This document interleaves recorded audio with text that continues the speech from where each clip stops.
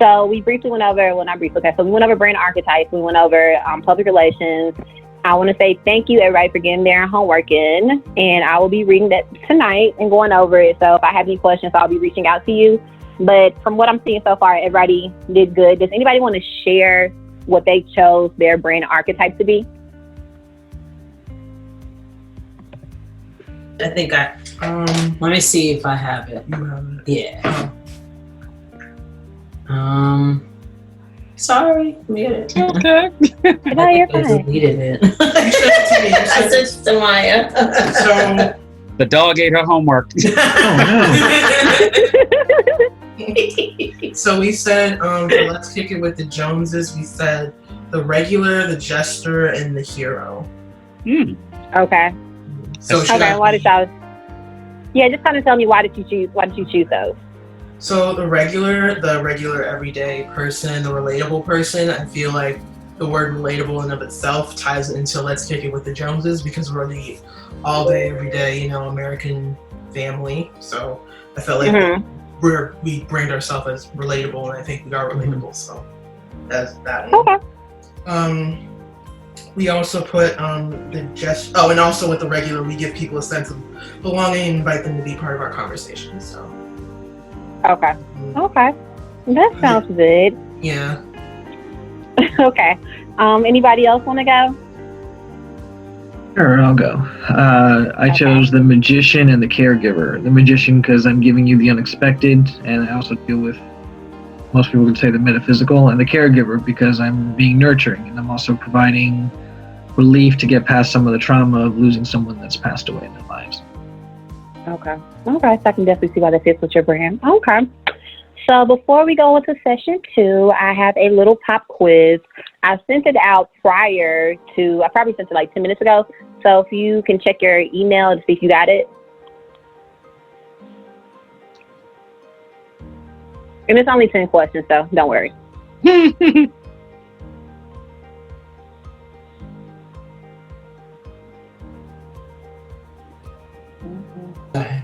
Oh, I said I think I got the core value one. I don't think I got the pop quiz.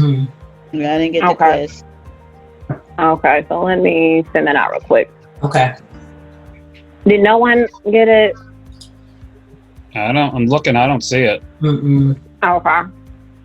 So It means we all get an A, right? Yep. That's what that means. Not so fast. In college, there was the 5-minute rule. Right. If you didn't show up prepared or at all. Well, we had 15 minutes, so I see if you did. Okay, I just resent this. So see you guys got that. It just came through. Came through? Okay. Yep. Yeah. Got it. Okay. So I'm gonna give y'all like 10 minutes. It should only take 5, but we just like 5-10 minutes. When you get finished with it, if you can just type in the chat, I'm done, finished, or something like that, so we'll just all know, everybody's done. Okay. Verdell, what'd you get for number 1? No cheating.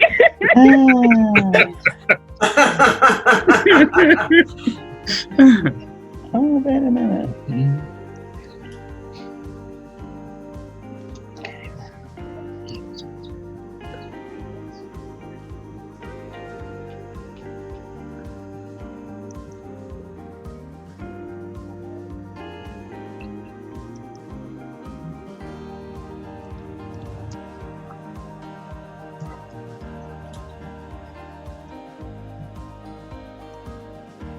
I still didn't get it yet.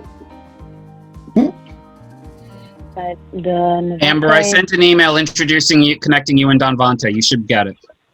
Okay, perfect. And you'll have his email. Yeah, I got that email. So, I was gonna say I got that one. I didn't get that. Okay, so let me.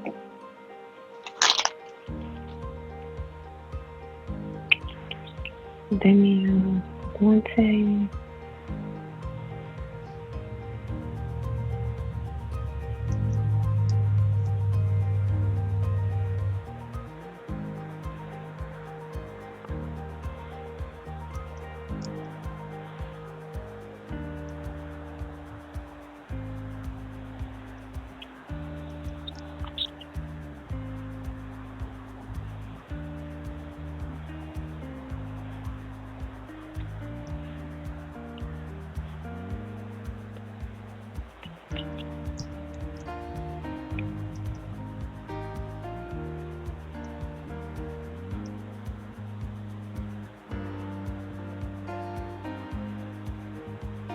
Okay, Devontae, I just sent you the quiz. I know you weren't here last week, but if you want to take it just because you can, I'm also Yeah, going to send I got you. Okay, I'm also going to send you the notes and everything from last week Oh, okay. Thank and you. this week's. No. Yeah, I'm sending you everything. I object to the scoring of this test. I got everything perfect except for the last part, and I know that I'm right. Okay, the last. Well, yeah, don't worry about the last. If the last one said you got it wrong, don't worry about it. I expect a lollipop now.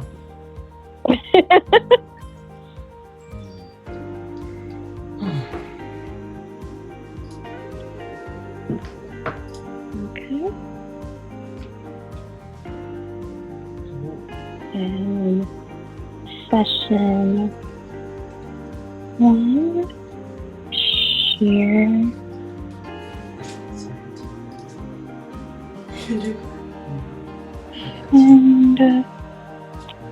And let's see, we also have some core values. While I'm sending out this email, did everyone get a Word core value document from me? Yeah. Yes. Okay. Okay.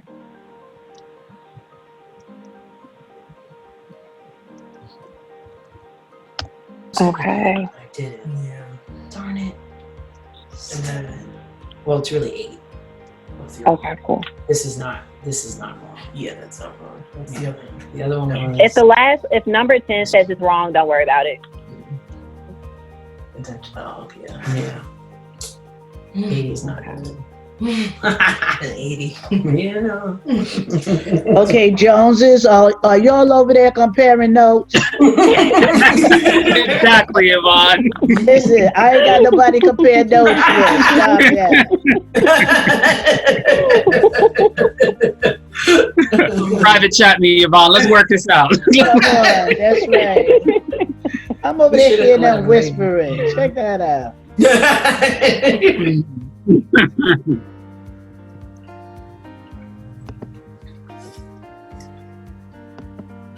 This is good. You want to taste some? Mm-mm. It's good. And then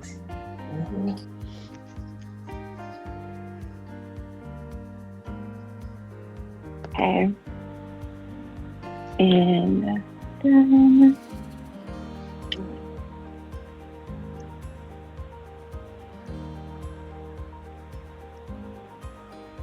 Okay. And so we have JP, Alyssa, Judy,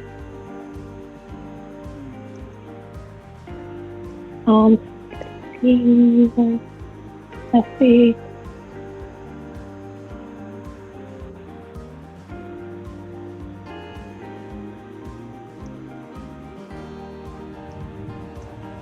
Okay, and are we almost finished? Yeah, I'm at the last part where it says name an archetype that fits Okay. yourself. Well, you know that fits your brand. I'm just trying to think of one. I like trying to Okay. really think about it. I think I'm overthinking it, but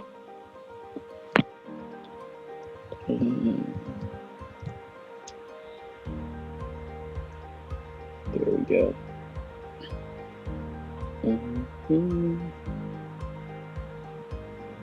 Oh, what? Oh man. Okay. I think I think I have to do it again because I filled it out. It gave me the option to fill it out in the email, and then when I pressed submit, it made me go to the Google Doc form itself.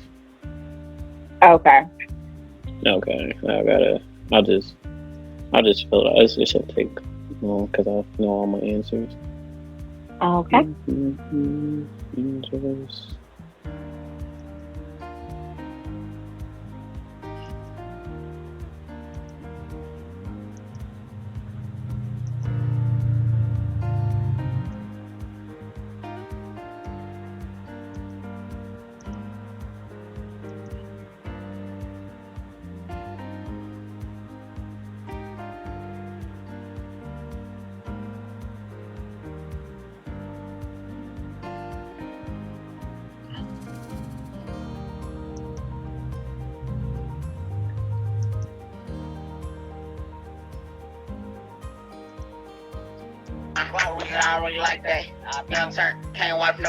Sorry. Sorry, it won't even turn off. All right, determined women. That's why you're supposed to have ringtones that make sense, people. Can you imagine if that went off in church? Oh, no. Bernie, Devon, what does that about thing that. say behind you? Which one? It's framed in white. It's the white lettering on the black background. Grind, hustle, rude rangers, unite, and winning. Oh, okay. See, my eyes are going there. Okay. And Devontae, were you able to? Yeah, I'm To like start out there? I'm like 2 questions away. I'm just like I gotta Okay. back over, look at my answer from the email, and then click back over and look at it. You are fine. He's cheating. Mhm. A little bit, Okay. but don't tell the teacher. So, huh? No, I was just playing. It's funny. Miss Johnson, we have a cheater. I'm just kidding. Okay, so he's finished this last one, so we're just gonna go over this real quick. Okay, so everything is our median score right now is probably like an 8 out of 10. Most people made mistakes for the different archetypes, so we're just gonna go over this really quick. Take like 5 minutes. So, what is public relations? Can somebody say what did you get for that answer? The first one. Option Uh-huh. one. Well, wait. They had a top option. Okay, so it's perfect. I think everybody got that right. Okay, what is the main focus of public relations versus marketing? I got D, B, and C. B and C. Okay. Brand archetypes are the heartbeat of a brand because they convey a meaning that make customers relate to a product as if it was actually alive in some way. True or false? True. Okay. All right. Which archetype am I? Completely emotional, passionate, and all things beautiful. The Lover. lover. Okay. Yeah, I got that one wrong. The lover. It's the lover. Okay. So which archetype am I? Leadership, high expectations, and sets the expectations. The ruler. Okay. Okay. Idealist, seek perfection, attention to detail, courage. Which archetype am I? The hero. Okay. And true or false? Your brand can only fit one archetype. False. Well, Okay. And okay. Which archetype am I? Changing the game and challenging others without fear. The Rebel. rebel. Extra credit. What is another name for the rebel? The explorer. No. That sounds like No. a challenger or something like that. Outlaw. Okay. Oh, there's more. Oh man, I gotta look at these. I'm at a disadvantage right now. Bruh, you killing me, bruh. Still doing better than me. Okay. And okay. Roles of a publicist. A and C. To order dinner. Yeah, A and C. Yeah, A and C. A and C. Okay. Operates the public image of clients. Promotes clients by writing press releases. And plus, remember, publicist does more than that. So those are just 2 examples. And I think we've already named an archetype to Fisher brand, so I feel like we're all comfortable with that. So I'm not gonna go over that again. But are there any questions? Okay. So does everybody? I got a question. So, is the list of all the archetypes in one of the emails that you sent me? Yes. So you should see. I got 3 emails. Just double check. See if you see session 1. Session 1, yeah, I got that one. Yeah. Yeah, So okay, yeah, open docs. Uh-huh. Okay. Amber, So Amber, I'm sorry, I didn't get that though. you didn't get which one? The archetype. The archetype email. Yeah, the different ones. Okay. Thank you. Okay. So I'm gonna, no problem. I'm gonna resend that to you. Might have not sent it. I'm gonna send that to you. So I'm gonna make a note to send it to you. Thank you. She also goes over it again, Donvante, in the video link that I sent you. So when you get a chance, you can watch it. Yeah, I saw that. I was going to try. I thought it was a short video link, and then I saw it was an hour and 25 minutes, and I was like, I can't do that at the same time. So I'm gonna wait.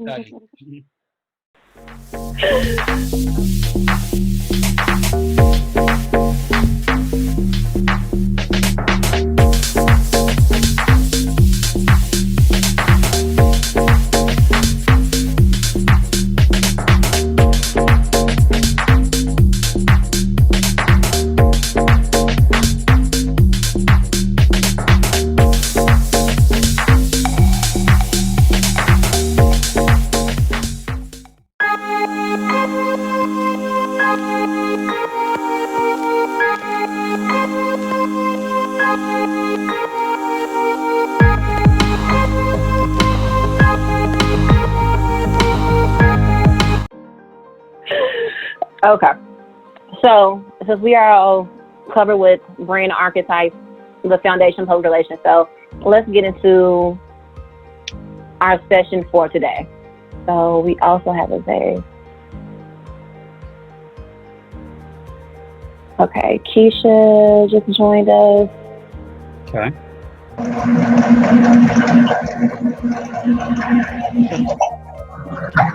Okay, dropping gems. Hello everyone. Sorry I'm late. Hello. Please attention, Amber. Minus 10 points. You're fine. You are fine. You're fine. I did send you over a quiz. Just take it when you get some free minutes. It takes like 5 or 10 minutes, but just take that quiz when you get a chance. But other than that, you're fine. We haven't started today yet. Oh, okay. All right. So you're okay. So, all right. So today we're going to be going over brand awareness, okay? So brand awareness, before I start about brand awareness is basically just making sure, let me go back. Brand awareness is how you see your brand. So like, for example, whenever you see like the Nike check mark, swoosh, whatever you want to call it, you know that's Nike. Or if you see like the Audi symbol, you know it's Audi. So brand awareness just makes sure that no matter what, a person knows that's your brand is something, you know, unique to your brand. So the definition of brand awareness is it describes the degree of a consumer recognition of a product by its name. Creating brand awareness is a key step in promoting a new product or reviving an older brand. Ideally, awareness of the brand may include the qualities that distinguish the product from its competition. Okay, so the importance of brand awareness. So you have customer recognition.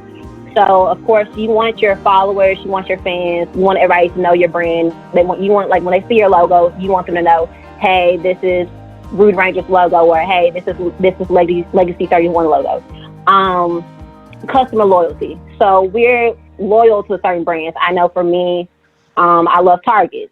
I love Walmart. So if I'm somewhere that I might be in the middle of nowhere, but I see a Target or Walmart, I know it's a good place to go. Credibility. Again, it goes back to customer loyalty. With credibility, it's the thing of, okay, so I know if I buy a Dooney and Burke purse, I know it's going to be credible. I know it's going to be good because I know that brand. The brand's been here for a while, and it's a good brand. It gives confidence. So it gives your consumers, it gives your fans, it gives them confidence in who you are, okay?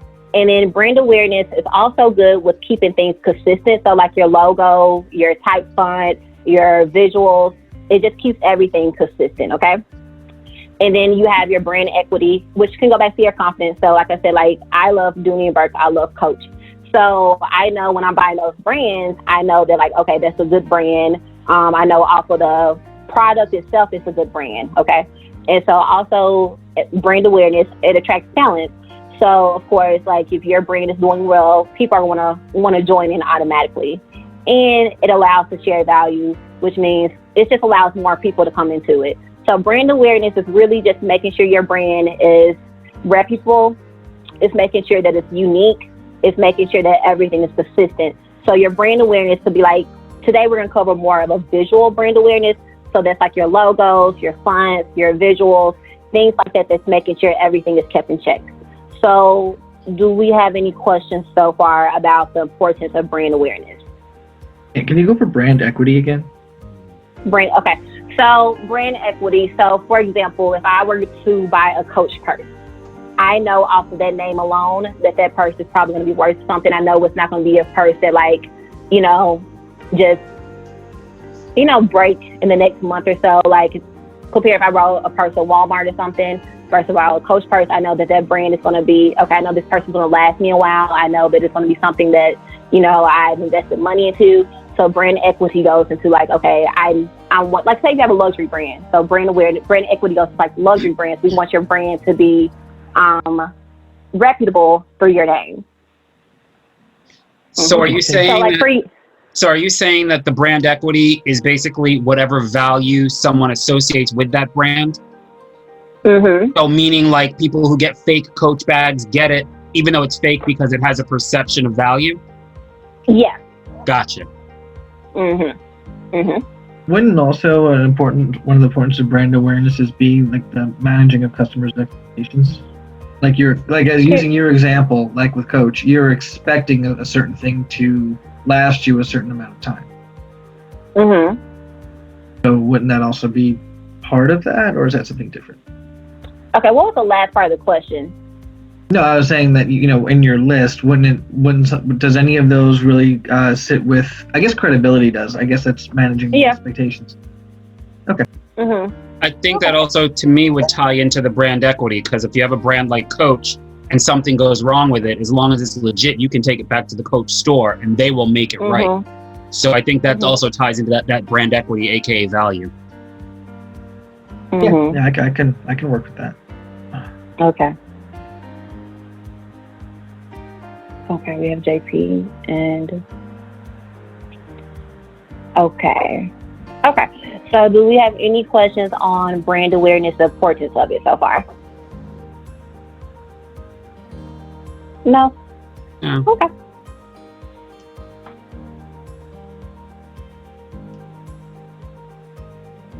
Okay.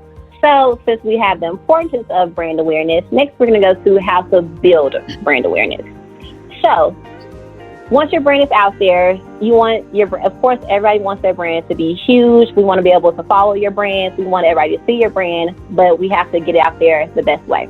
So a couple ideas to raise brand awareness. So you have partnerships where you can partner with, another person that's in your field, or you can partner with someone to do an event. Just partnering because their fan base, if worked the correct way, can go into your fan base. You know what I'm saying? Okay. So, are these in order of any kind of order, or you just kind of? No, they're not in any kind of order. No, gotcha. They're not in any kind of order. They're just, some little examples. So if Verdell was to work with Keisha, they could partner together, and some of Keisha's people might start saying, "Hey, what's Verdell have going on over there?"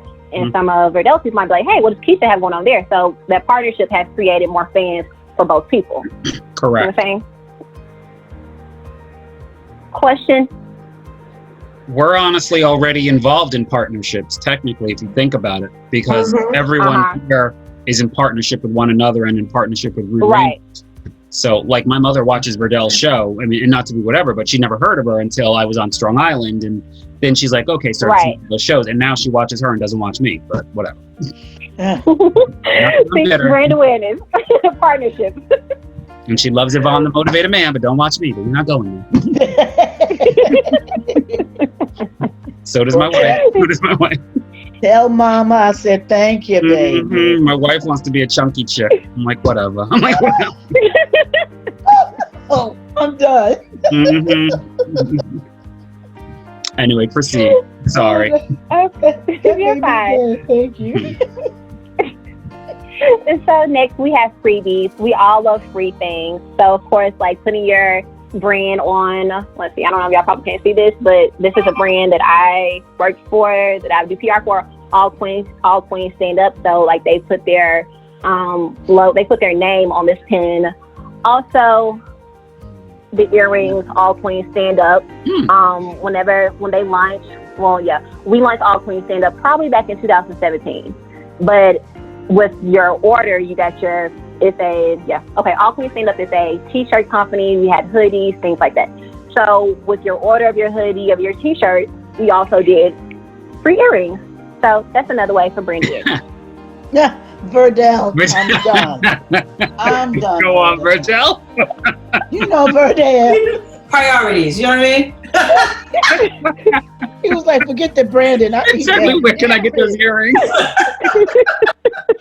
You'll never miss them Love it. or misplace them. Yeah.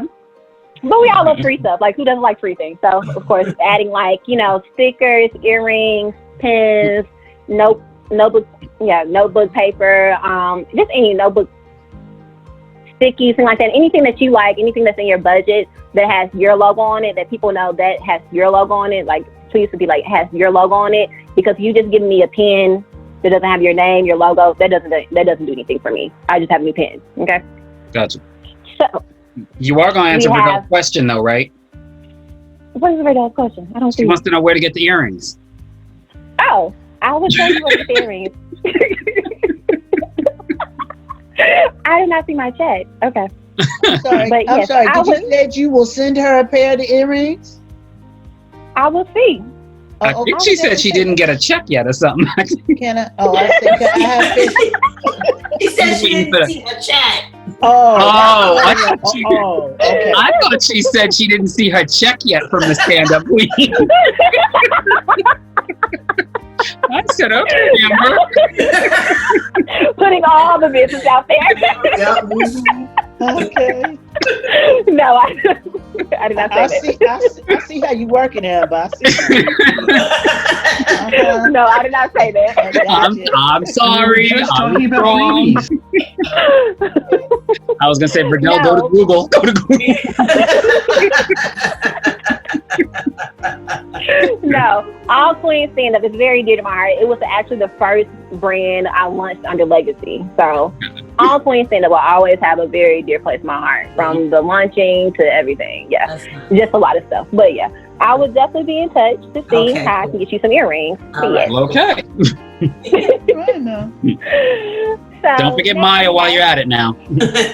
Right. Don't worry, Maya. I got you. I'm here.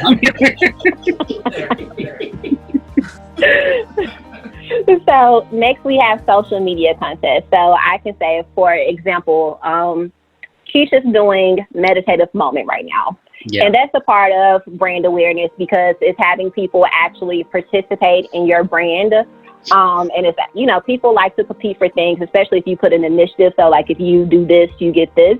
So social media contests, I always remember something with an initiative. Okay. Okay, so something with an initiative, and we like to compete by nature, so it's always good. Social media contest, how many people can call in for this, or Meditative Moment, but you can always do a social media contest that has something to do with your brand. Like I said, for Keisha, we have the Meditative Moment, so that's something she does, her meditative moments in her show. Now we're putting it on social media, so it kind of ties back in all together. So that's a way of brand awareness.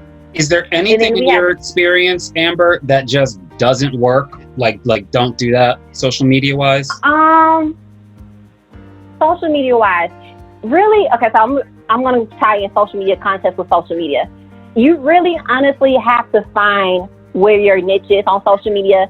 So, for example, if you're not on Twitter, and if you don't know anything about Twitter, there's really no point of being like, hey, I'm going to get on Twitter tomorrow and just say, how many ever people retweet this, you might get a prize. So, like, my problem with social media and being a publicist is that a lot of people want to touch every single social media, but not every social media works for you. Gotcha. So, like, if you know that your followers on Facebook, there's no point to going to Twitter. Now, we can make a lane for Twitter, but it's really about staying in your lane. Understood. Yeah. Because I don't too much like, a lot of people do it, but I don't like when the people do what is it? Okay, I don't like when people do the tag somebody below to win this right here. That has never worked as a publicist, it has never worked for none of my clients. Okay. It gets too busy and you don't know what you're doing. And a lot of the times people tag people who really don't care about their brand. So, say if I'm like, hey, if you tag two of your friends, you might win a t-shirt, you and your friends want to win a t-shirt. But if your friend doesn't care about that brand, that really doesn't help me at all as a publicist. It doesn't help you as a brand creator. Understood.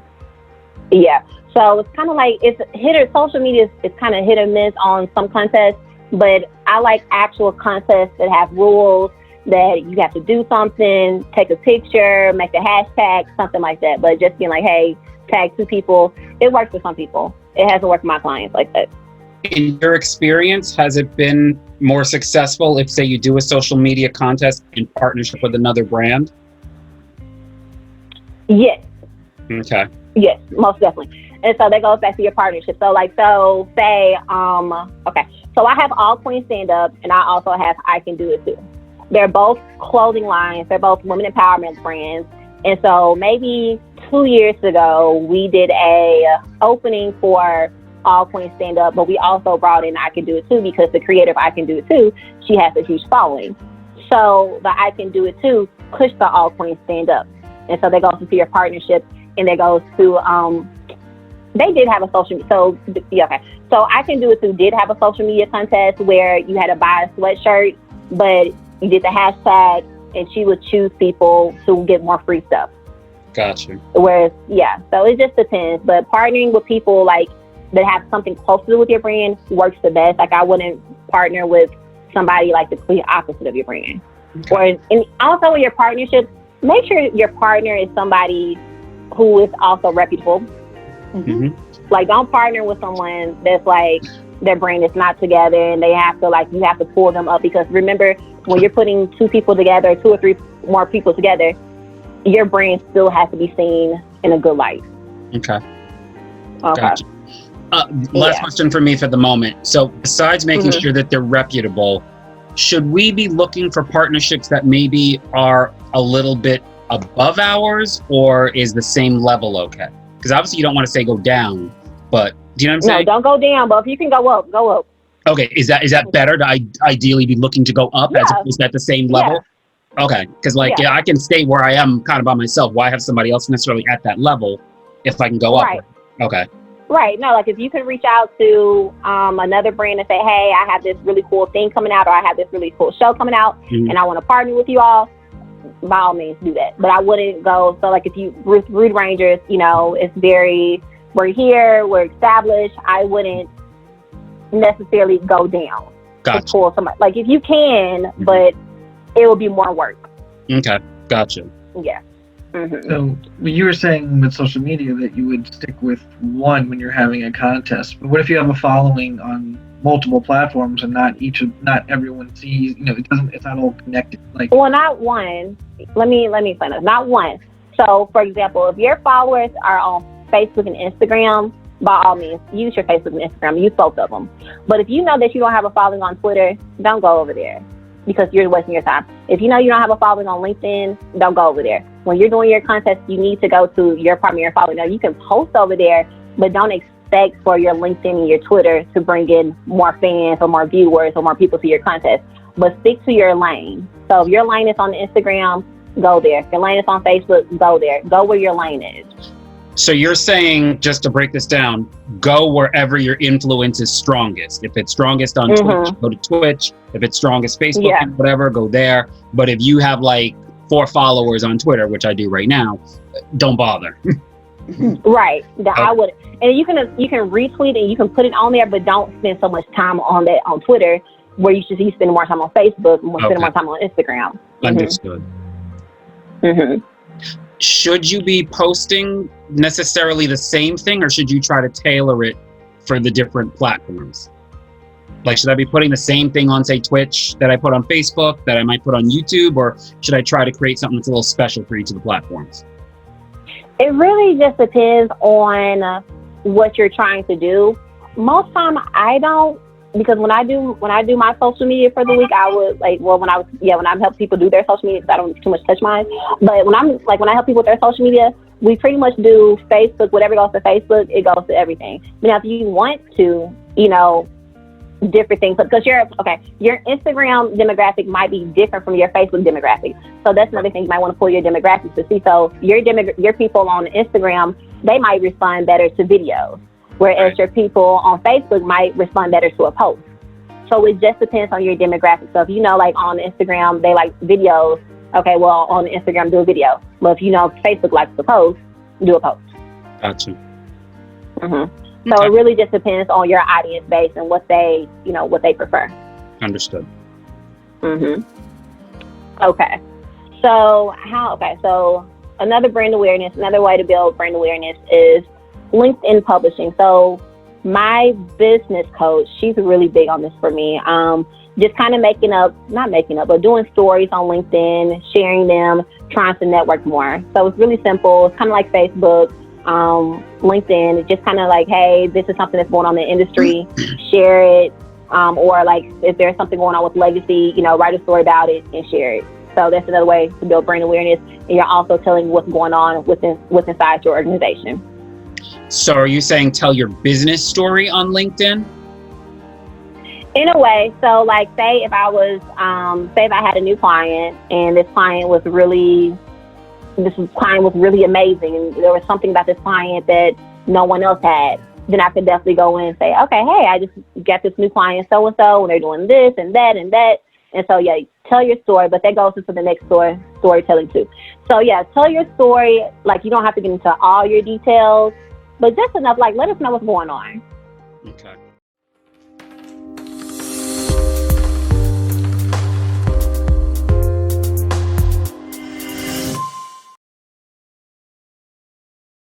PR, we like to say PR is really about storytelling. We're creating a story for your brand.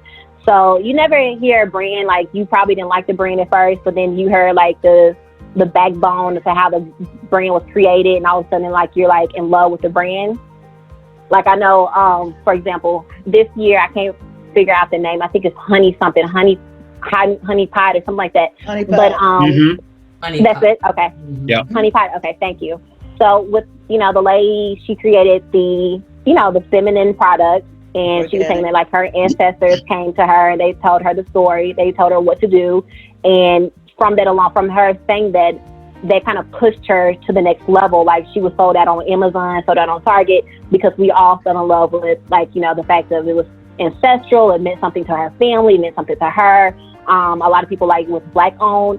So it was just part of the storytelling. So always, if you can connect the story to your brand, and like try not to make a story, but like if you have something that like, if you created this because like one day it was storming outside and you created a new kind of umbrella or something because you wanted this to happen, like something like that. But just don't be like, hey, my cat was outside walking and I decided to create this brand, unless that really happened. But try to tell a story with your brand that pushes your brand to the next level, that makes people fall in love with your brand. Like always remember, when it comes to branding, marketing, PR, when it comes down to it, it's really about the emotion. Like we really have to capture people's emotions.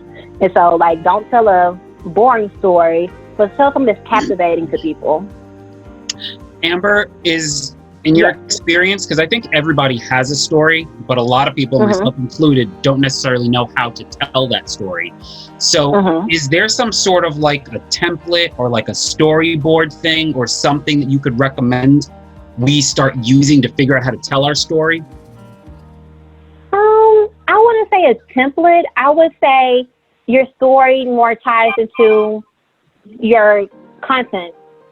So if you were to do a press release, and you're following, your what, why, when, where, and who, there's usually like at the end of it, you kind of can tell like a backstory of your brand, or like if you're launching something, you can tell the backstory. But there's not really a set template. It's because you don't want to just come out and say, I'm telling a story.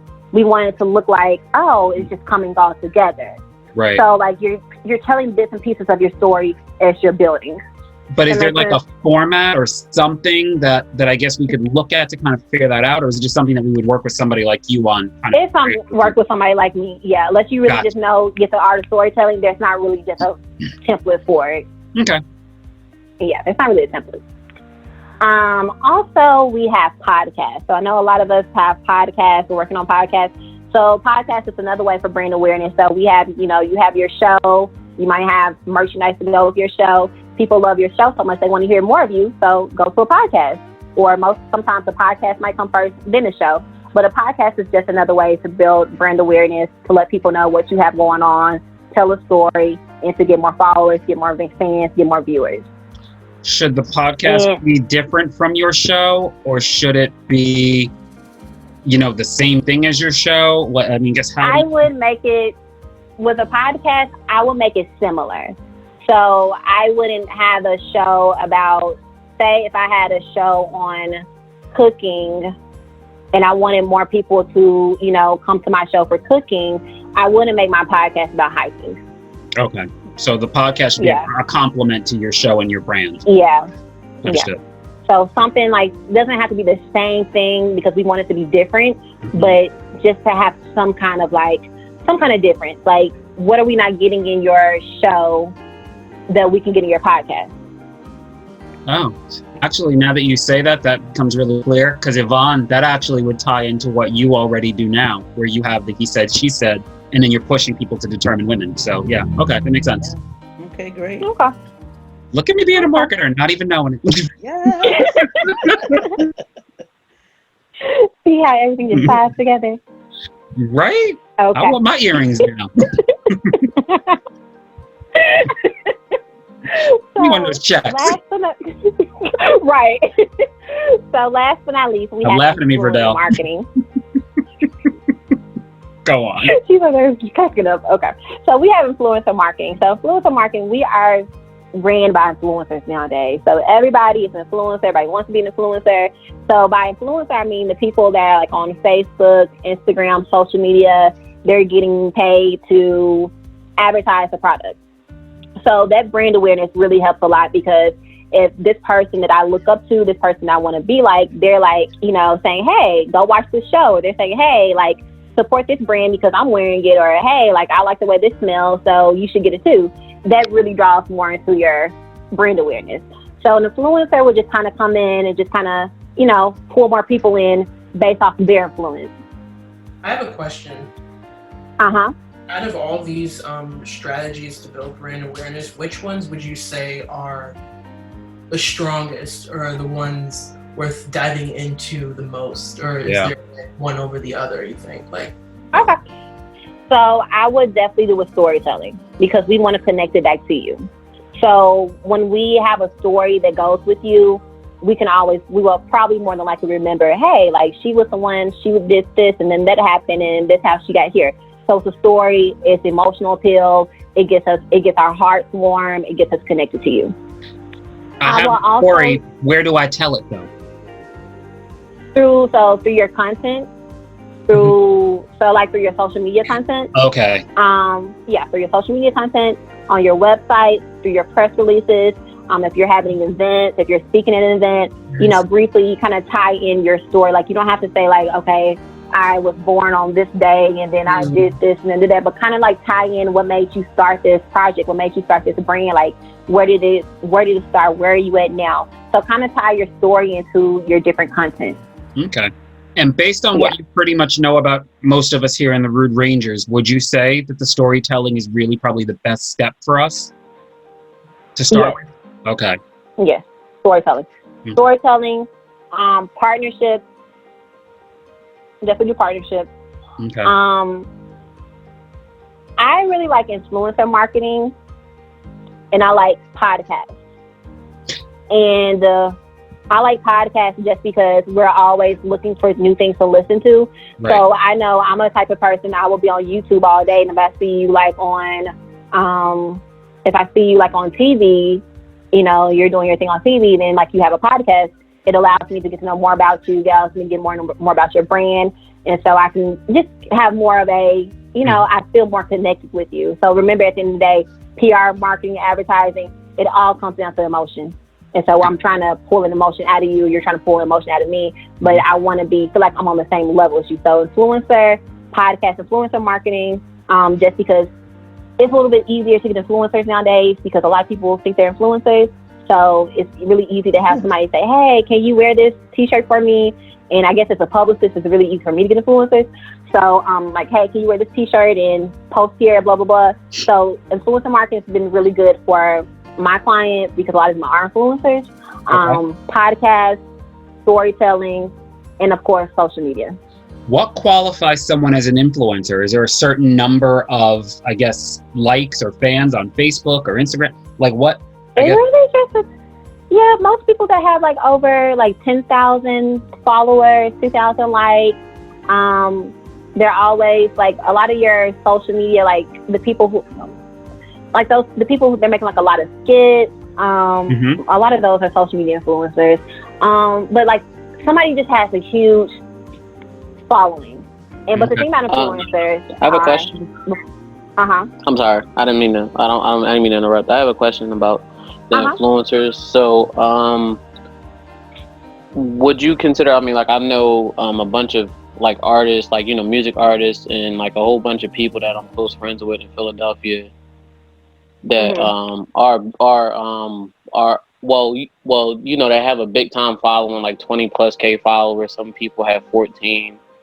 And they were like interested in ad marketing and stuff like that and everything that you guys have been talking about this whole time. I just like am I supposed to separate those people based off of like like the music artists and stuff like that and like the people that just have a big following just because, or am I supposed to just market them all to like because like different people like like everybody wants to get their name out there in like different things. Like is there like different categories or there's like different group of people I have to talk to? Like that's what because I'm getting like my phone is blowing up now as I'm speaking because as soon as I told people I was in the meeting they are asking me a bunch of questions. I'm just trying to repeat them.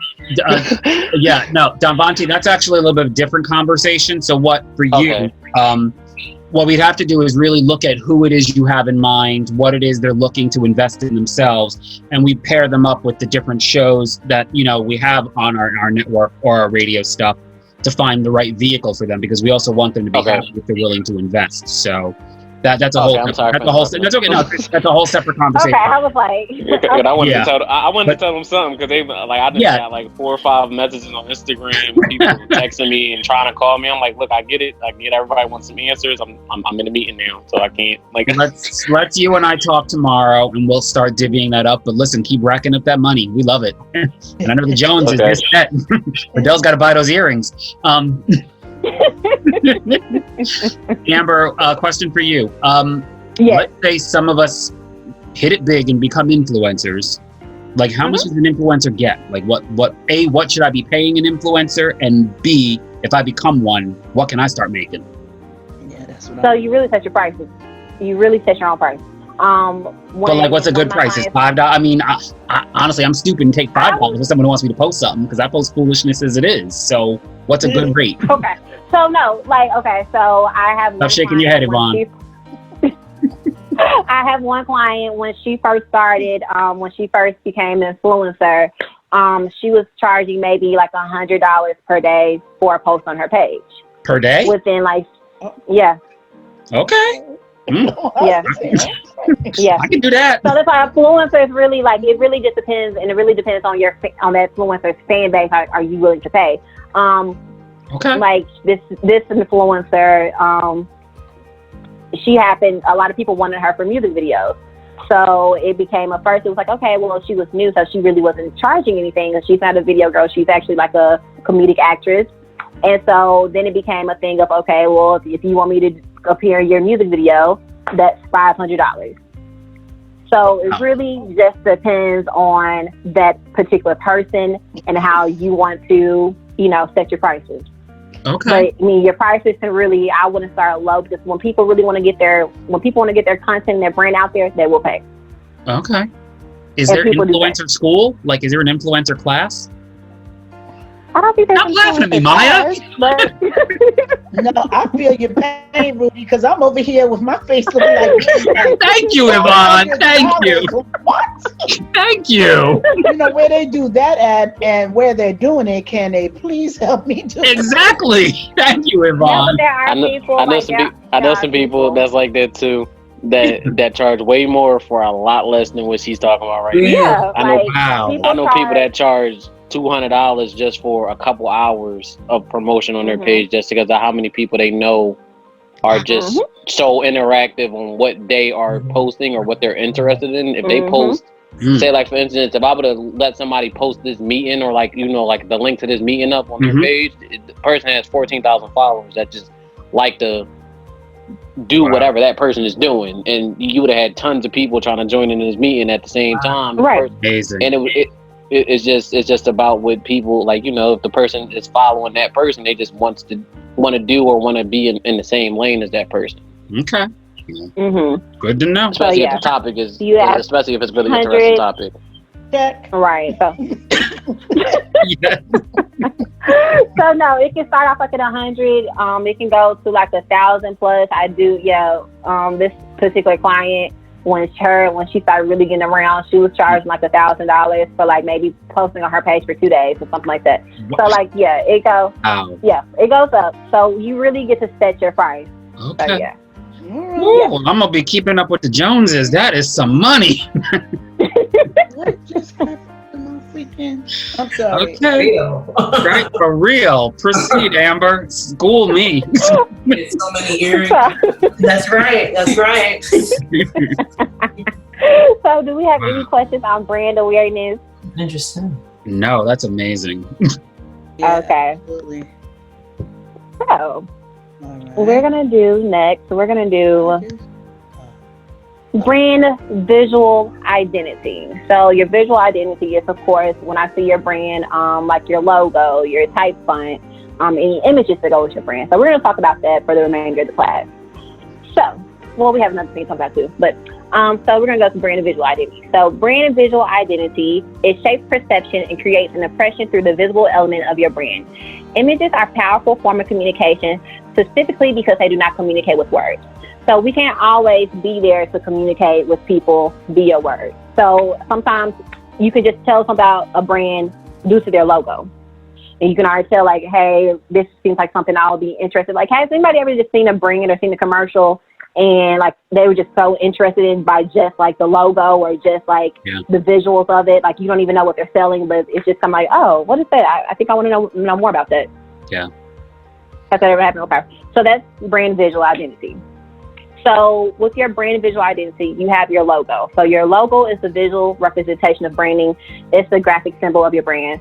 I cannot stress this enough. Please make sure that you have a strong logo. Please make sure that your logo, and I would say that your logo will probably change. As your brand grows, your logo will change. Like I would say Legacy logo has changed maybe 3 times, and I'm changing it again right now. So your logo will always change. You add things, you take away things. You might not even, like, your demographic might change. So your coloring of your logo might change. We'll get into colors a little bit later. But your logo, it grows with you. So your logo is never just stuck in place. It will grow with you. So just don't feel like, hey, I brought this logo from this person. I have to use this for the next 20 years. No, your logo's going to change. Like Netflix logo has changed.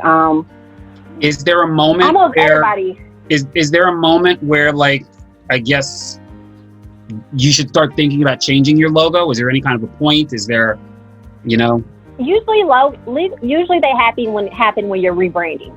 So every time I rebrand, a logo is changing.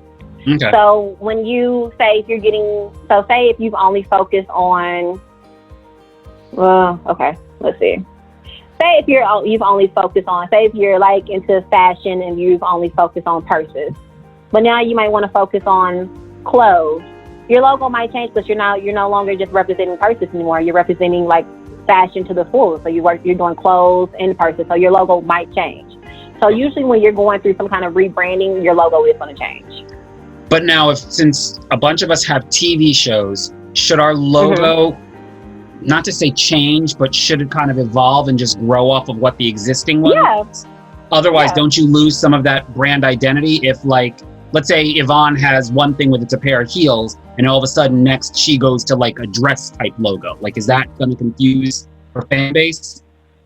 Not exactly, because if she's changing her logo like that, if she's doing something that big, her brand is probably changing underneath. So I would say Legacy's logo, it's always been, well, okay, Legacy logo started off as being pink and blue. Mm-hmm. And maybe I think I had a crown. The one thing that has not changed is the crown has not changed. I love the crown. I would not get rid of it. The pink and blue, but it was kind of like, it was too feminine. It was like when I would ask people for their, you know, how they felt about my logo, they was like, well, you know, it's cute for girls, it's cute for women, but like you want to be able to attract more clients, so you might want to change that. So I did my logo with purple, gold, Legacy 31 PR in the middle. I probably should put it on here, but Legacy 31 PR in the middle, and I kept my crown. I love my crown. So purple and gold, I want you to feel like royalty when you come here. I want you to know that, like, hey, we're very regal over here. We're going to get your things done. So as I was rebranding, my colors changed, the font changed. Every time I rebrand, something changes with my logo.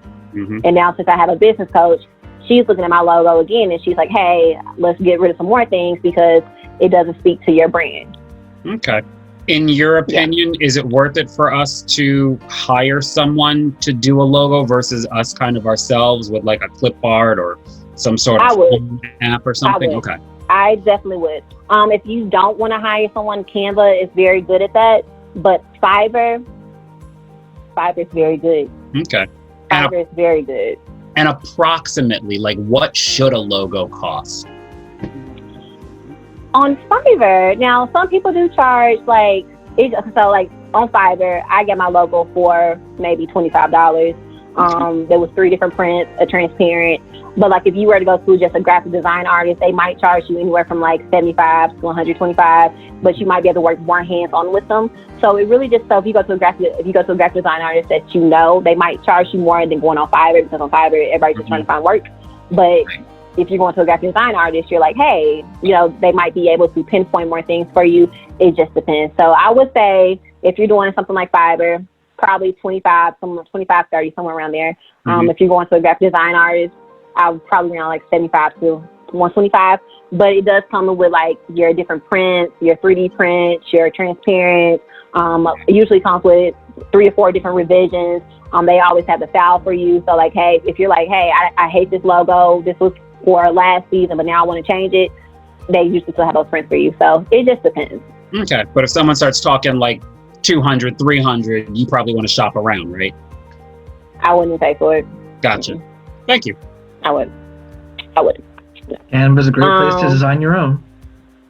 Canva, yeah. Canva's really good to design your own. Fiverr, if you don't want to pay like $75, $125. I get mine for $25, and I love my logo. And I can still get in touch with the lady today who did my logo. So if I want to change it, she's still there. She sent me the transparent. She sent me the markups, everything. So I have it. Yeah. So after your logo, you have your font. So you have your brand. Your font is your brand's personality. It's expressed in the font used to present its name and tagline in your logo. So if your logo has any words in it, which most logos do have some kind of words in it, but we have to remember words are a form of emotion. They're a form of expression, so they're a form of emotion. So like, you know, you don't want anything that's screaming too loud, but you don't want anything too small. You want to see something that's legible. You want something that everybody can see, that we're not to say, oh, that looks like a cursive E or A, or I don't know what that is. Like, you want everything to be very like legible. So when dealing with your font, so you have your typography, and then you have your font. So your typography would be like Times New Roman, Arial, Modern Love. Those are your typography. So everybody knows you have like a million to choose from to fit your brand. But then your font would be like, so say if I wanted like Times New Roman, but I want it to be bold and I want it to be size 8. That's your font. Okay. Does that make sense to everybody? It does. Okay. So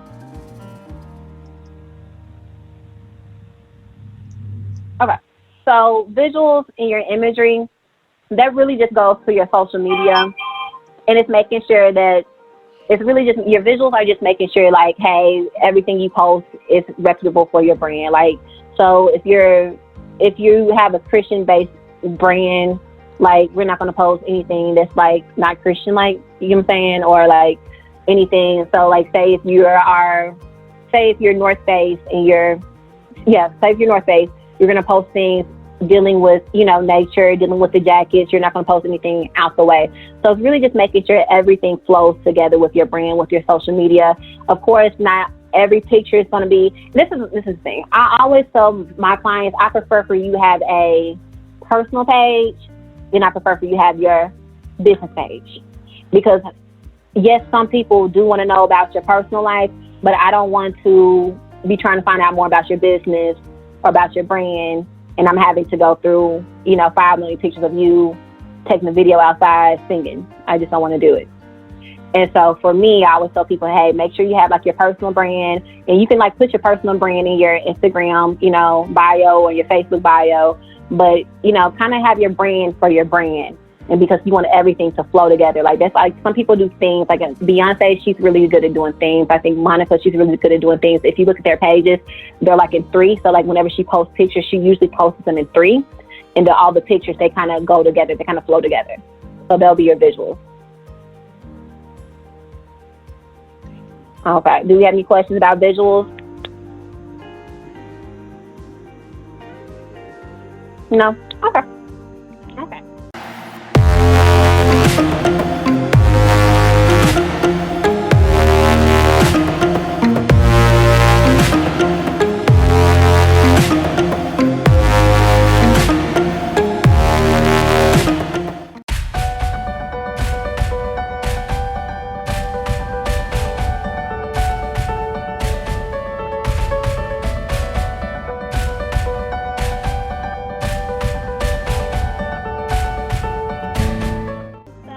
We have our colors. We're going to spend a while, not a long time on colors, so we're just going to go through some colors with your brand. So for your colors, we have color is the foundation to the visual identity of your brand and all its expressions and executions, logos, packaging, products, environments, and all form of marketing communications. Colors convey a mood and define emotional state. So along with your logo, along with your font, your color is just as important. So we don't want you to have this really fun, energetic brand, but then your colors are like gray and black because that's kind of boring, or we don't want you to have like a serious brand and then like your colors are like loud pink because we're going to be like, okay, this doesn't even match your message. So your colors should always go with your logo, which goes with your font, which goes with your visuals. They all tie in together. And different colors represent different things. A lot of people, when I work with people on their logos, they don't know that. So we're going to go over colors and just see different colors evoke different emotions. So if you're looking for one emotion, you might want to use this color. If you're looking for like, hey, you want somebody to stop as soon as they see, if you want somebody to stop as soon as they, see your logo, you might want to use a red or an orange because those are louder colors. If you want somebody to feel calm and serene when they see your logo, you might want to use a blue. So we're going to go into the colors. And, okay. So if you have any, I'm going to go through the colors. If you have any questions or you want to comment about your brand, by all means, stop me and we'll go over them. Okay? So first we have red. Mm-hmm. Red is powerful, dynamic color that reflects our physical needs, whether to show affection and love or to portray terror, fear, and survival. Also can be used to grab someone's attention quickly. Like I said, like, so if you want somebody to see something that's red, you want somebody to stop as soon as they see you, red is your color. So off of red, we have orange. So orange is physical comfort in your warmth, food, shelter. It's a color of motivation, lends a positive attitude and general enthusiasm for life. So orange, like your orange and yellows, and some tones of red, they're like a little bit more happy. They make you bubbly. They make you feel good. Same thing for yellow. Yellow is the epitome of joy, happiness, cheerfulness, optimism. Don't use too much yellow because yellow can be a sign of worry, anxiety, but just kind of like, spots of yellow. I wouldn't say you make your whole logo like all the way yellow, but just spots here and there. Same thing for red too. Don't over-red it. So I like the loud colors like red, orange, yellow. Don't over it, but adding like little spots over here and there is good. If your brand, this is a fun fact, if your brand has anything to do with infants, or you're gonna put out something that do with infants, use yellow, because babies respond to yellow first. That's just a little fun fact. So then we have green. Green is balance and harmony in commonwealth. It portrays health, rest, and to relieve stress. Green is also good for, of course, money. So if you have brands dealing with money, if you have brands dealing with like maybe spirituality or just bringing like harmony to yourself, green is really good for that. Let's see. We have blue. Blue is trust and dependability. It's de-stress, calm down. Think of the most ideal situation. Bring a sense of calmness and trust when building relationships, especially in marketing. So blue is kind of like that, really just kind of like partnership color, very, especially like royal blues, like those very deep blues, not like a light blue, but like your deep blues. They're really good for like if you're wanting to like kind of put your foot down, but in a calm way. It's always good to use a blue. Purple, imagination, spirituality. It's also good for like if you want your brand to feel like regal or royal. It's good for mystery and new ideas. We have pink. Pink is caring, understanding, and nurturing. Pink is a sign of hope. It's also known to be very romantic, as it shows empathy and sensitivity. So of course, like Victoria's Secret, it's pink everywhere because it's romance, it's love, or like breast cancer. The logo is pink, caring, understanding, nurturing. So that's how like your colors plays into your logo. Because a lot of people don't think about, like, they just think, oh, it's just a logo. No, it's not just a logo. It's a logo, has the colors. We want to evoke emotions when people see our logos. We want people to be like, oh, what's going on there?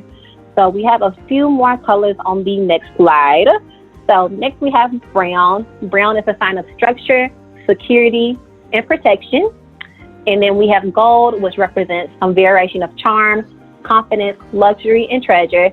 It can also have an element of friendliness, abundance, and prosperity that is naturally attractive.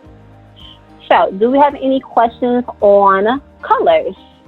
You don't have black up there. Why? I was going to ask the same thing. Yeah, and white. Black and white. Okay. I didn't put, I guess some people use it in black. Okay.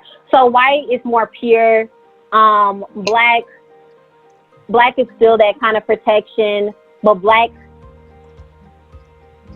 in marketing. Okay, black in marketing is not necessarily a bad color, but we want to add color because black is kind of like, I'm not gonna say it's dull, but some things, black and gold usually go well together. But black is kind of like we want a color to go off of it. So you never really just have a black logo by itself. But by all means, if you want to add black to your logo, by all means do that. If you want to add white is pure, innocence, things like that. Okay. I have a question because my logo is a pair of high heel black shoes. It has a red crown between the shoes, and the writing is red highlighted with gold for determined destiny. Okay, so off of that, because you're saying that you have spots of red. Okay, so what colors do you have in your logo? You have red, and black, and some yellow? Right, okay. But the shoes are more prominent, and they're black. Okay, I would say because those are shoes, I would say they're okay. Because they're high heel shoes. Mm-hmm. Yeah, I would say they're okay. I would say that's okay. But I wouldn't say like just have just a all black logo unless you're just doing something. Black is more associated with more darkness.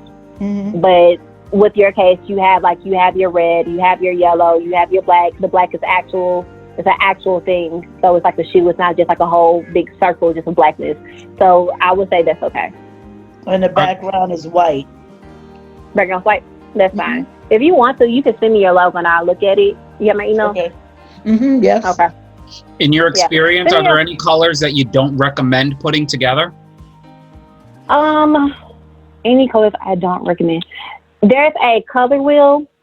It's a complimentary color wheel. I always tell people go off of that color because I can't just tell you what colors not to put together. Mhm. But like I wouldn't just put like red, orange, and yellow together. It's too bright. I would want to add something like she has the black heels, just something, you know. Gotcha. You have your spark, and then you have, you know, the regular. So you want to have something spruced up. But there's a color wheel that a lot of us go off of, and the colors is complementary. I would say always use that wheel because in your head, something purple and green might look good together. But then you might see it might look like Barney. You don't want your logo to look like Barney. So yeah. So it just depends. Right. And now you're talking about kind of, okay, these colors look good together. But last week we talked about the archetypes. Is the idea to know what your archetype is and then kind of select colors that also, you know, marry to that? Mm-hmm. Okay. And so remember, we're building everything up from the beginning. So you have your archetype, now you get your logo, you get your colors that's going with it. So yeah. So like if you are let's see, if I'm the jester, I don't maybe want a heavy green or blue. So you might want something, right. You might want something more like yellow. You might want something orangish. You might want something reddish. You know, something more fun. Understood. Something like that. Okay. Yeah. Okay. Yeah. Gotcha. And then so I do have. Yeah. Never mind. Go ahead. No, you got it. No, it's okay. You got it. I answered my own question. Cool. Okay. I do want to go. So let's talk about some colors in you guys' logo. So can anybody tell me about the colors in their logo and why they picked these colors? And after going through this list of colors, like would they want to change any colors, or do your colors go with your logo? Does anybody have an example? Well, yeah. This is sorry. Oh no, you go ahead, Keisha. Okay, so for me, my logo has the colors green and orange. And me dealing with I was thinking about the chakras when I was choosing the colors for my logo. So green represents within the chakra system. I know it represents abundance. It represents wealth and health and prosperity. And then with the orange now represents, so it's more of like a earthly tone. So really like connecting with nature. So like with physical component, warmth, food, shelter. So that's why I chose those two colors. Okay. And also, and that's perfect for you. That's perfect for your brand. That's perfect for your logo. So yeah, that's a really good job. Okay. Does anybody else have a logo or have anything they want to add on to the logo colors? I have the basic colors because I'm dealing with kids. Okay. So what colors are you thinking? The logo is yellow, red, blue, green, orange, and black. Okay. That's a lot of colors. So what is your vision? I didn't create it. Someone did it for me and I was grateful. Created it? Okay. And she created it because I work with kids and she thought it would be appropriate. You know, like the kids for us, it looks something like that. The kids are us, Toys R Us. Okay. So that will work because kids like different colors. So that will work for you. Okay. I chose the high heel black shoes because everybody has a black pump that's a lady. Also, I chose the crown because of royalty. I chose red because that I knew that was a power color, and I wanted my logo to show power. But Rudy said I should grow up from my logo. That's what Rudy said. I did. I did. Okay. We chose blue and white for our logo. We chose blue because I feel like it's chill, it's cool, it's neutral in between men and women, and I feel like it fits us. Okay. Yeah. So. And what was the other color? White. That was kind of like white. The I guess by default, it's like the bad color. Like we just thought, blue it can't hurt to have blue with white because white is like a I guess, a neutral. Okay. Yeah. Okay. Well, work. Okay. So it seems like everybody's doing good with their logos and colors and matching their schemes with their logos and all that good stuff. Okay. So, so my colors for Legacy are purple and gold. Really, purple and gold wants you to feel royal, wants you to feel regal, kind of dominant. Just, I want you to know that I'm about business. So it's kind of like a deep purple, not like a girly girl purple, but just very regal colors. So I wanted Legacy to be like, hey, when you come here, I'm really helping you build your legacy, and everybody wants their legacy to be royal and regal and good and golden. So that's why I chose my colors for Legacy. Gotcha. Okay. So we have an example of a brand visual identity. So remember when I was saying like your brand is going to change as you change? And so this was Google's their online platform. So no, they're supposed to be online. But this was Google, like, you know, Gmail, Google Docs, what's it called on Google? Hang Time, Google Drive, and their calendar. And you see how Google pretty much made it, and so the top is how it used to look. So Google recently did an update, and see how everything on the bottom row is like, it looks similar. It's very consistent. Everything looks the same. So that's an example of brand visual identity. Your things and your brand are always going to change. So don't think that you have to be set to one way, but to them, it's more appeasing on the eye. A lot of people actually, they don't like this new style from Google because everything looks the same. But of course, to each person their own. But it just depends on how you want to do it. But try to keep things consistent. Like I will say about Google is this is very consistent. And so like it doesn't have to be this consistent, but everything like their 4 colors are in everything. From mail, calendar, drive, their 4 colors are in everything. So it's very consistent with their brand they're pushing.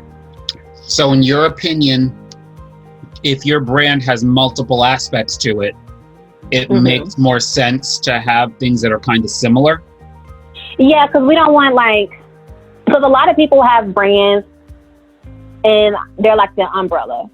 But you might have a brand that focuses on entertainment, or you might have a brand that focuses on clothes. You might have a brand that focuses on a magazine.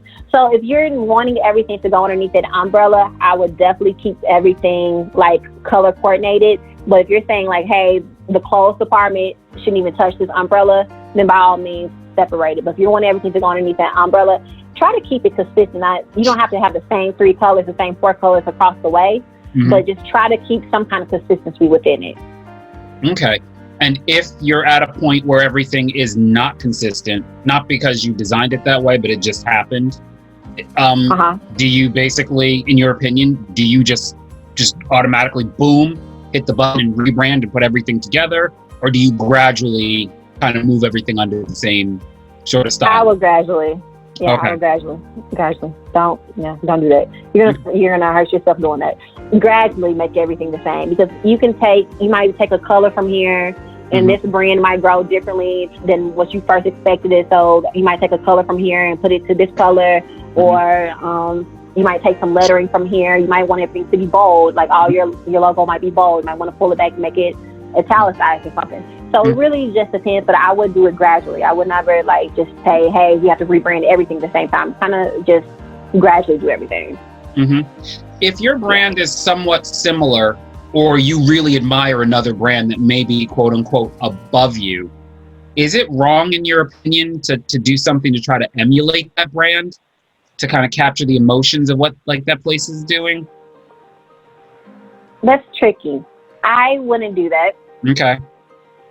We all emulate things, we all see something we like. We're like, hey, I want my brand to look similar, but I wouldn't just make it not the same. We don't want to just copyright, but if you're like, hey, I like how they have they have a heart in their brand. I like how they have it placed. Okay, by all means take that, but don't take their heart and then take their colors and then take their font. Don't do that. But if you see different things that you like in that brand, of course.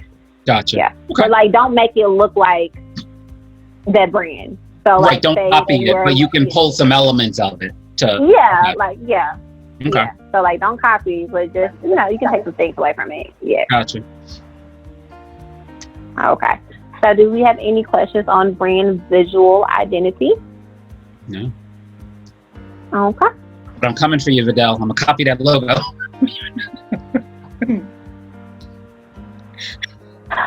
Okay. So next we have where are we doing good on time today? Okay.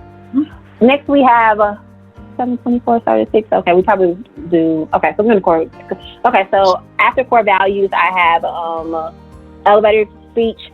So we're gonna cover elevator speech next week, but we're gonna finish core values today. Okay. So what's your core values? Your core values are extremely important. So your core values, they define what your organization or brand believes and how you want your organization resonating with and appealing to employees in the external world. They represent an organization or brand's highest priorities.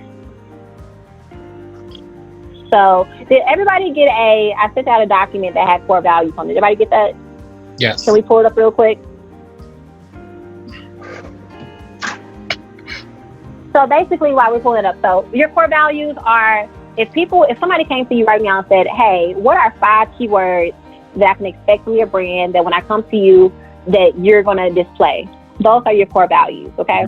So for me, my core values are always changing. When I sat down with my business coach this year, we pretty much said, with me being a publicist and I have people coming to me, I'm going to tell you my core values first. So my core values are success, understanding, visionary, creative, and inspirational.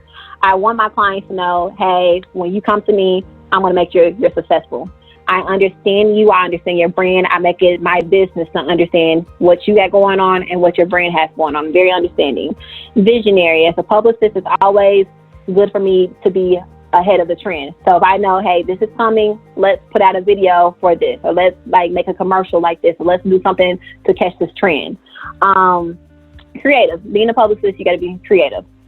And inspirational because I want to, legacy is mine, and I've created it, and I want to inspire other people, and I want to tell my story through my PR, so inspirational, but I also want my clients to be able to tell their story as well. And so my clients are my clients are inspirational. So with that being said, inspirational is something that matches my core values. So how my business coach, she put it to me when it came to my core values. If I do a consultation with a potential client and they do not meet this core value list, that person probably shouldn't be my client because they're not aligning with what I have going on. Okay. So if I know success is something that's very important to me in legacy, I'm probably not going to get a client that I know they don't care about anything because that's just not aligning with what I want my vision to be. So your core values, they should really align with your brand, your company, your organization, whatever you place your highest priorities on, that's exactly what your core values should be.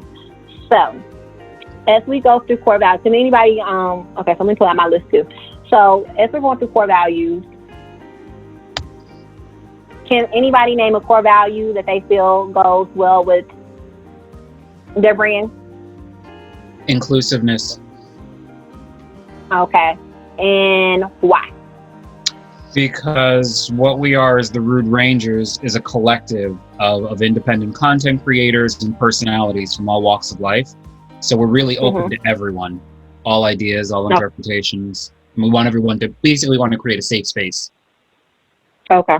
Okay. That's very true. Okay. Inspiration. Inspiration. Okay. Yeah. Inspiration. Because Determined Women of Destiny is a show that showcases female entrepreneurs. It is to motivate. It is to encourage, inspire women who want to go into business to take that leap of faith, and women that are in business just to encourage them to keep on going because business is hard. Struggle is real. So yeah, inspiration. And I also would say educational. Okay. Because it gives out information that some people may not know. It educates people. Yeah. Okay. What you also do, Yvonne, you empower, because a lot of what you're sharing it really, it's like, I've heard you say this in some of your episodes, you can do this. This is how you do this. And this is who you contact. So beyond the education and even the inspiration, you actually empower folks, because I've seen and heard episodes of your show where you really break it down to someone. Okay. Yeah. And Burdell does a lot of that as well with her show, Conversations. Those conversations sometimes that I've watched that you've had with people, it really does empower them to kind of take those steps, which is really interesting. Yeah. Can I go next? Yeah. Yeah. I don't have a set brand yet, but I do have 2 off this list that actually fits well with my vision and what I'm trying to accomplish with, joining Rude Rangers, and also everything else that I want to just do in life. Mine's is guidance and hardworking. Guidance because I see a lot of people that is around me that have great potential, and I see that they are looking for a pathway, or that one extra step or that one extra push just to get them in the right direction, or where they need to be. And I want to be that person that can help guide them there. Yeah. I pick hardworking because I don't tolerate, or I don't expect anything less than that. Like, I want you to either work as hard as me or work harder than me, because you got to have the same drive as me to be on the same boat as me. You can't be wanting to slow it down a little bit. Like, if you aren't at that pace yet, then I want to help guide you there. But if you want to get on this boat, you got to be prepared to ride the same speed I'm riding, because I want to push forward and get the work done and make sure everybody gets what they need. Yeah. I would also say, they don't know you yet, Donvante, but perseverance is another one for your particular brand, because, the things that you've been through and the people that you're looking to work with and currently working with, you guys just keep pushing through. And that is really very powerful. Yeah, thank you. Okay. Does anybody else have any, core values they want to share? I would say for Let's Kick It, family. Yeah. Okay. Definitely family.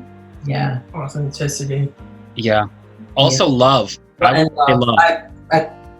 I underline that one too. It's real. I see a lot of love whenever I watch your show on so many different levels. Like, it's just crossing all over the place with you guys, which is amazing. Yeah. Love is big. Yeah, it is. It's very big. Yeah. I don't know if she's still here, but Keisha Christian, the thing I always get from you is enlightenment, because you just, it exposes me to stuff that I've never heard of, much less even tried. And then it's like, sometimes I give it a try. Like, I've actually tried those meditative moments, and my mind doesn't shut down enough to really process it, but I try. And I'm being honest. I try to always be honest with you guys, but it's very enlightening to think, wow, that is another way. And knowing better, I try to do better. I don't always work, but I try. Yes, thank you. Yeah. And Alicia, with what you do for the kids, I mean, again, this is just my opinion, but I get compassion from you, because you have compassion for those who are struggling, in particular the children who are in situations and circumstances they didn't even ask for, that life was thrust upon them. And the compassion of what your brand is doing to help improve their lives, or even just let them know that somebody cares. It's very powerful. Right. Yeah, I chose love and support. Love and support? Okay. Yeah. But I also see the compassion part, and what you do is inspire others to be compassionate to that situation. Because you help a population a lot of times people don't even think about, or sometimes we're so callous to it. We're like, well, whatever, whatever, you know what I mean? But you really do inspire that compassion in the rest of us. Okay. That's good. Okay, so we are at 7:33 my time, 8:33 your time. So I don't want to keep y'all too much longer. So what we're going to do elevator speech next week. Okay, so we're going to do the elevator speech next week. But so we're going to end this session today. Okay. And before we end, do we have any questions about anything I covered today? No, this is good. This is amazing. Thank you for doing this, Amber. It's really very... Thank you. It's incredible. Thank you. Oh, yeah. I do have a comment to make. We talked about logos. If you're getting a logo on Fiverr, be very, very, very careful because some of the people that are on there actually copy, and you don't want to get a logo that's already copyrighted. Okay. You know, that is the thing. Yeah, so you have to be careful. Like if you do get a logo, definitely do like a Google image search and make sure that no one else has that logo. Gotcha. Yeah, I just wanted to add that. Thank you. Yes, keep that in mind. Always read reviews. So yes, so that's the thing. Right. So since we didn't do the elevator speech, we're going to change this to, so for your homework, we're going to change it to 5 core values. So if you can just pick out 5 words from our core values, for my core value sheet. If you already have core values, you can send those to me. But if you can, just pick out 5 core values and just tell briefly how they align with your brand. So like I said, for me, understanding, I'm very understanding with my clients. Success, of course, if you come to Legacy, you want your brand to be successful. Creative is part of the job. It's my job to create for you. Inspirational, telling my story through PR, but also helping my clients tell their story through their brand.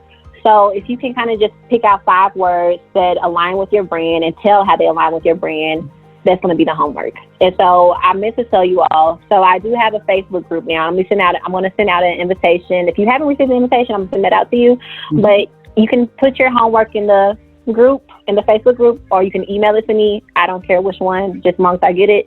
But in the Facebook group, there will be homework, any notes from this class, from the last 2 classes actually, from session 1, session 2, and the links as well. So it's just I want the Facebook group just to be a place for like, hey, if you missed something, you're not having to email and going back and forth here and there. You can just go to the Facebook group that's already there. Okay. Awesome. Appreciate it. Can you post the homework in the Facebook group as well? Huh? Can you post the homework in the Facebook group? Yes, the homework will be in the Facebook group.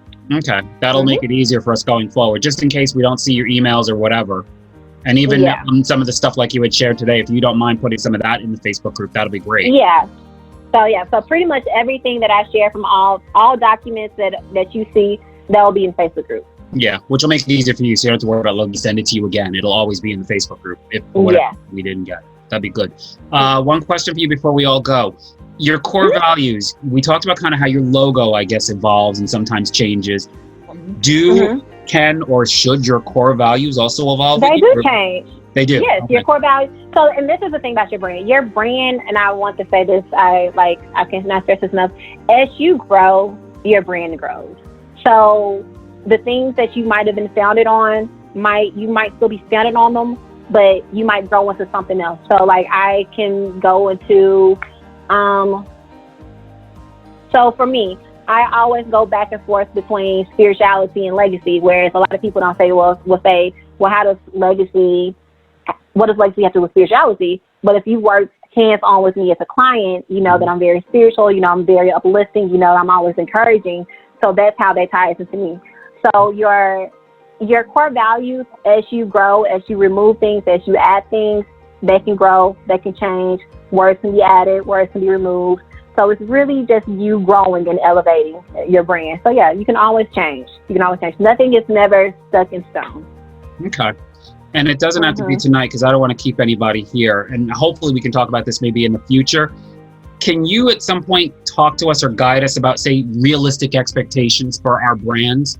Because I know for myself sometimes, I do believe the sky is the limit and anything can happen. And I know that that's going to happen someday, but maybe not going to happen tomorrow. Like I'd like to try to figure out and identify what are good benchmarks as I grow this brand, if that makes any sense. Okay. So we're going to have a session on goals and tactics. Right. And so as a publicist, that means so much more to me than it means to you. As a publicist, when you come to me, I would say, what are your goals? And so your goal might be 1, 2, 3.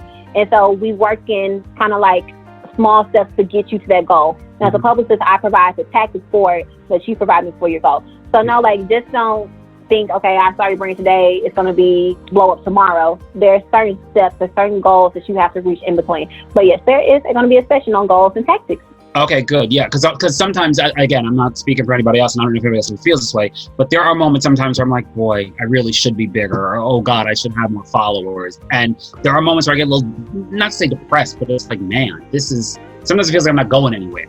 Right. So, but then sometimes I talk to other people like, oh, what are you kidding? You're doing this, you're doing that. And I'm like, it doesn't feel like it to me.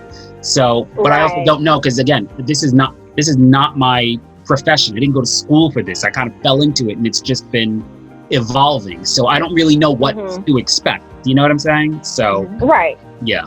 Okay. So yeah, I'm definitely gonna tie that into goal. Yvonne's nodding her head. No. Right.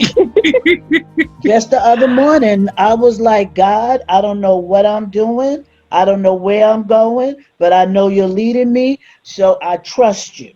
Right. That's right. it. Right. Yeah, that's very true. And I always tell my clients, because we all go through those moments where we're like, okay, I'm working on something, but I don't know if this is going to deliver the result I'm wanting. I don't even know what I'm working on. It's just so many different moving pieces. Yeah. I always remember where you started from and where you're at now. Right. And just always take the time. So even like before this, I was really outside walking, and I was just like, oh, well, I'm not doing enough. And I was like, oh, Amber, you're actually doing a lot. Just kind of take the time to breathe and take in where you're at right now. So that's something I always tell my clients. But from a publicist viewpoint, there are goals and tactics, and there's good ways to measure your brand and measure your success and make sure that you're marking everything off that you're going. Okay. Gotcha. Thank you. I appreciate that. And I will say that I appreciate all of you in this group, because having you has been such a great way for me to grow and develop and do stuff. And I literally flash back to one day sitting at home and, Facebook messaging and all of a sudden, like, I messaged Verdell Jones, and I'm like, oh my God, because I had just started Strong Island, and she was the smart show. Like, it was educational. And I'm like, she has no interest in my reality, talking about wig wear and foolishness. And then when she said, oh, I watch your show, it's very funny. Like, it was as if Oprah, like, called me on the phone. That's how I took it. I was so excited. And then I invited her on my show, and she's like, oh yeah, I'd love to do it. And I ran back to the studio, and the person at the time, whose name shall not be spoken, I was like, Verdell Jones, she said she's gonna be on my show. And he's like, okay, what's the big deal? And I'm like, you don't understand. So the point of that, though, was that just over time getting to know her and all the rest of you, absolutely, it's been so amazing to have people to bounce things off of, because like you just don't know. And it's like, how do you do that? How do you get a logo? Where do you find a publicist? Like all this stuff. So it just, but thank you. Anyway, it's all coming together, all times together. Yeah. Yes. Yes, and we are all lucky and blessed to be here, and we appreciate you. Well, I appreciate all of you. Anyway, that's it. I'm not going to tie you up with my foolishness. But no, I'm going to put everything. I hope everybody enjoyed today's session. Does anybody have any questions before we do have questions? No, we don't have questions? Okay, so we don't have any questions.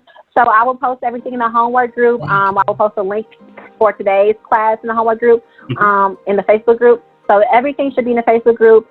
And I don't know how I'm going to have to go through and get everybody's name for the Facebook group, because not all of you are friends with me on Facebook. Oh, I'll just send a link out and email. That's fine. Okay. So yeah. So just put everything put your homework in the Facebook group. If you don't feel comfortable doing that, you can always just email it to me, and I'll get it the same way. If you have any questions, please do not hesitate to ask me at all. Okay. Sounds good. All right. Thank you. Okay. Well, no problem. I enjoyed you all tonight, and I will see you next Thursday. See you next week. Thank you. This is incredible. Everybody. Good night. Yes. Good night, everybody. Good night.